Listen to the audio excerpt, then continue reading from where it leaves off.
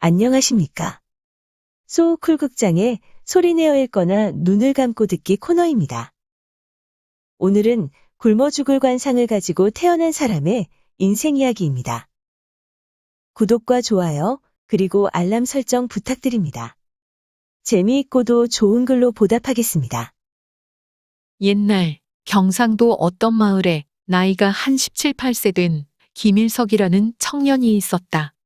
그는 병으로 일찍 부모님을 잃고 삼촌 집에서 농사일을 도우면서 반머슴살이를 하고 있었다. 어느 날 일석이 마당에서 장작을 패고 있는데 과객이 한 사람 왔다. 그 사람은 유명한 관상가로 삼촌과 잘 아는 사람 같았는데 사랑방에 들어가더니 삼촌에게 물었다. 바깥에 장작 패는 애하고 어찌 되나? 삼촌이 말했다. 그건 왜 묻냐? 인상이 영 안 좋네. 굶어 죽을 팔자다. 저런 애를 집에 두면 집안 식구 모두에게 재수 없다. 자네야말로 재수없다. 형님이 유일하게 남겨둔 아들이다. 쓸데없는 소리 하지 마라. 족하고 모고 쫓아내라. 고름이 살 안 된다. 일석이 그 이야기를 듣고는 다음날 새벽 키워준 삼촌한테 작별 인사도 없이 마을을 떠났다. 뭐 굶어 죽을 팔자라니까 어디든지 가는 곳까지 가보자. 죽기밖에 더 하겠나. 어차피 굶어 죽을 건데 밥 먹기도 싫고 해서 계속 굶어가면서 며칠 가니까 한 군데 정자나무가 있었다. 다리도 아프고 해서 그 나무 밑에 앉아 있는데 웬 괴나리 보찜이 하나 보였다. 이게 무언가? 하고 흔들어 보니까 묵직했는데 엽전 부딪히는 소리가 났다. 누군가 정신없는 사람이 놓고 간 것이다. 일석이는 보따리를 그냥 두고 일어났다. 어차피 굶어 죽을 팔자에 돈이 무슨 필요 있나. 하고 생각한 것이다. 그런데 몇 걸음 걷는데 돈 잃어버린 사람이 얼마나 속이 상할까 하는 생각이 들었다. 저렇게 놔두면 엉뚱한 사람 좋은 일 시킬 텐데 굶어 죽을 때 죽더라도 주인은 찾아주어야 할 것 같았다. 그래서 보따리를 눈에 안 보이게 숨겨놓고 도로 정자나무 밑에 앉았다. 한참 앉아 있으려니까 어떤 무변이 말을 타고 막 달려왔다. 달려오더니만은 정자나무 근처를 헤집고 다니며 중얼거렸다. 이상하다. 이 자리가 분명한데 그래서 일석이 물었다. 아저씨 뭐 잊어버리셨나요? 괴나리 보찜을 여기 두고 간 것 같은데 안 보인다. 안에 뭐 귀중한 것이 들었나요? 경상 가명에서 한양으로 가져가는 공금이 들었다. 돈도 돈이지만 안에 중요한 문서가 들어있다. 일석이 그제야 숨겨놓은 보찜을 꺼내서 보여주었다. 아저씨 이겁니까? 그래, 그걸세. 청년, 이 은혜를 어떻게 갚을까? 사례로 돈을 좀 줄까? 돈 필요 없습니다. 그냥 가져가세요. 그래도 그렇지. 청년이 내 생명을 살려준 거나 마찬가지야. 아저씨 공무 중이잖아요. 상관한테 혼날라. 빨리 가시던 길이나 얼른 가세요. 삼촌네 주소와 일석의 성명을 적은 무변이 나중에 보자면서 절을 10번도 더하고는 갔다. 무변과 헤어지고 정처 없이 길을 가는데 어느 산길로 접어드니까 날이 저물었다. 마침 외딴 집이 한 채 보였는데 분위기가 으스스했다. 그래도 주인이 있겠지 하고 찾으니 웬 아가씨가 나왔다. 하룻밤 잠자리를 청하자 아가씨의 대답이 이상했다. 오늘 밤 여기서 자면 당신 생명이 위험합니다. 그러니 빨리 고개를 넘어 다른 집을 찾아가세요. 일석이 들으니 죽기에 이보다 더 좋은 기회가 없었다. 하이고 내가 굶어 죽을 팔자인데 호랑이가 물어간다 한들 어쩌랴. 어차피 죽는 것은 마찬가지인데 그래서 아가씨에게 말했다. 오늘 밤 죽어도 절대로 원망 안 할 테니 여기서 좀 자고 갑시다. 남녀가 유별하니 아가씨 자는 방에는 못 들어가고 마룻바닥에 자려고 누웠는데 보름달이 휘영청 떴다. 막 잠이 들려는데 어디에선가에서 머리에 뿔 달린 놈이 하나 나타나서는 덥석 일석의 멱살을 거머쥐었다. 됐다. 드디어 죽을 기회가 왔구나. 하고 일석이 호령했다. 내 이놈.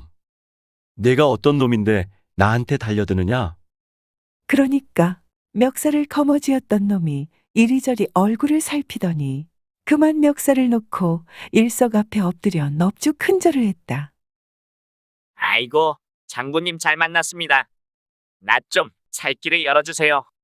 일석이 이게 무슨 소린가 하고 쳐다보니 녀석이 줄줄이 털어놓았다.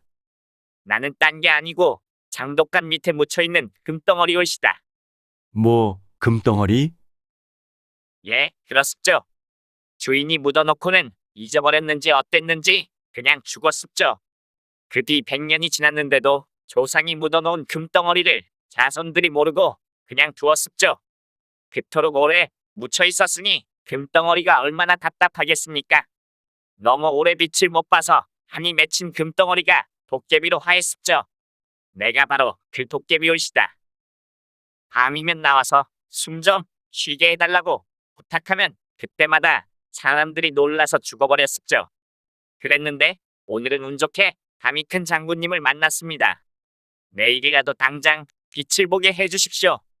제발 소원 좀 들어주십시오. 어떻게 하면 되는데? 땅을 파서 빛을 보게 해주면 됩니다. 알았다고 하니깐 도깨비가 두 손으로 읍하더니 핑하고 사라졌다. 조금 있으니 날이 샜고 주인 아가씨는 총각이 죽었으리라 생각하고 마루로 나왔다. 그런데 눈이 말똥말똥해가지고 앉아 있었다. 일석이 처녀에게 부탁했다. 아가씨, 곡괭이나 삽 좀 찾아서 가지고 오세요. 뭐 하시려고요? 주인 아가씨, 부자 만들어 주려고 그럽니다.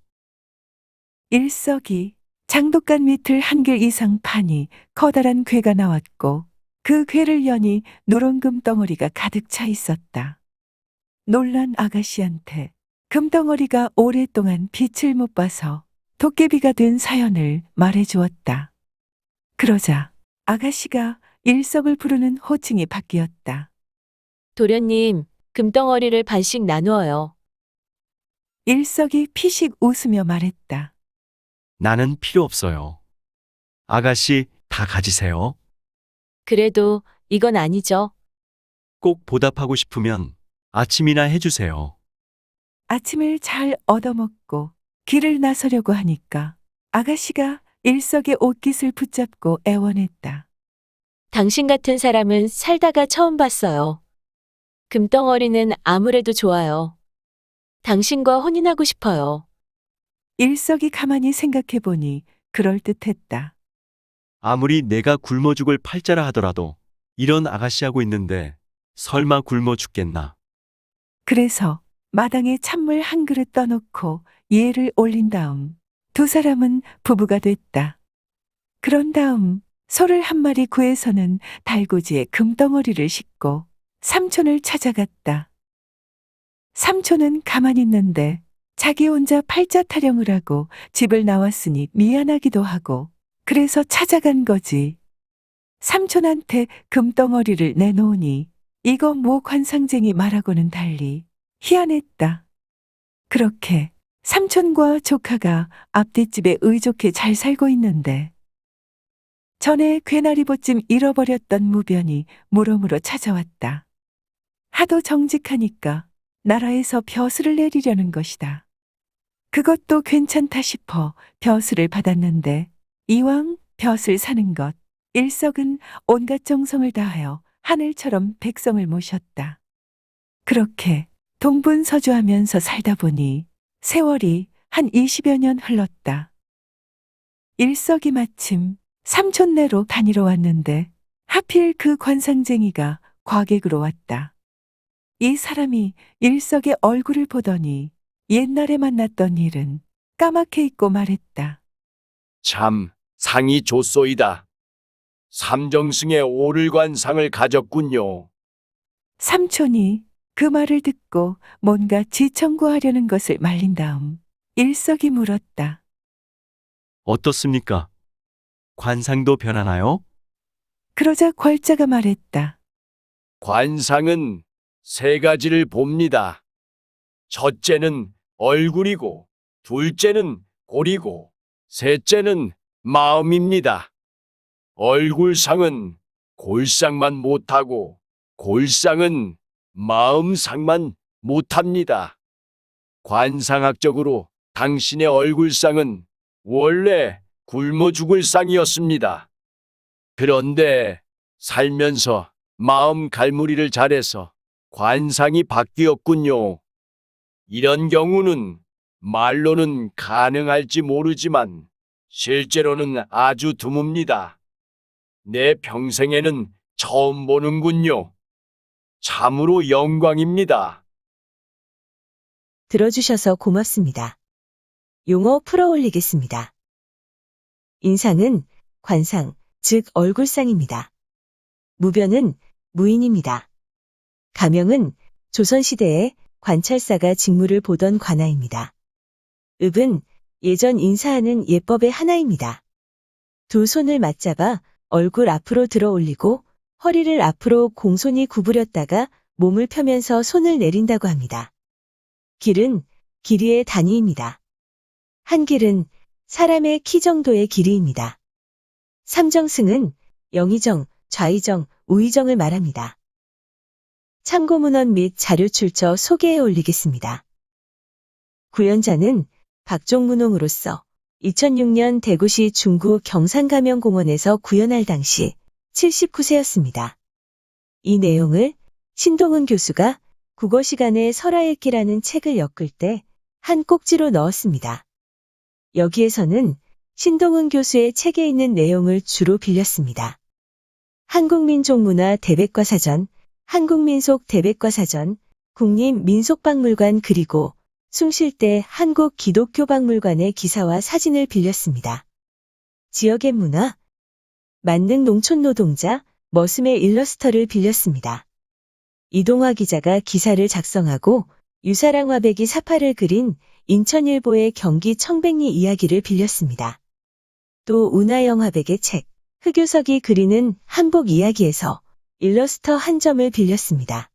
위키백과와 나무위키의 기사와 사진을 빌렸습니다.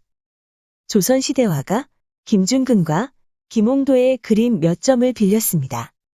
이리사마레프, 핀터레스트, 픽사베이, 크라우드픽, 클리바트코리아, 픽스타, PNG트리 그리고 게티 이미지뱅크의 사진과 일러스트를 빌렸습니다.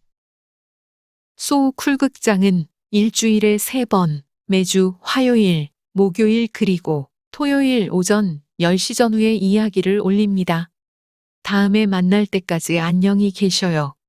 고맙습니다.